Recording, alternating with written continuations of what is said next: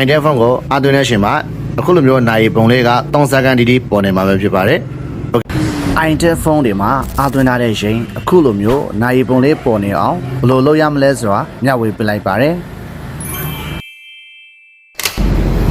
setting တွေကိုဝင်ပေးရမှာဖြစ်ပါတယ်။ setting တွေကနေကျွန်တော်တို့ကဒီမှာ lens speed display ဆိုတာကိုထပ်ဝင်ပေးရမှာဖြစ်ပါတယ်။ပြီးလို့ရှိရင်တော့ဒီမှာကျွန်တော်တို့က lens speed display ဆိုတာကိုအမှန်ချထားပေးရမှာဖြစ်ပါတယ်။အောက်မှာတော့ကျွန်တော်တို့ကကိုကြိုက်တဲ့နာရီလေးတွေကိုပြေးလို့ရပါတယ်။ကိုကြိုက်တဲ့နာရီလေးတွေ့ရင်တော့ကျွန်တော်တို့က apply ဆိုတာလေးကိုနှိပ်ပေးလိုက်ပါမယ်။ဒါဆိုရင်တော့ကျွန်တော်တို့ item phone ကိုအားသွင်းတဲ့ရှင်မှာအခုလိုမျိုးနာရီပုံလေးက3စက္ကန့်တီးပေါ်နေမှာပဲဖြစ်ပါတယ်။ Okay အားလုံးကိုကျေးဇူးတင်ပါတယ်ခင်ဗျာ။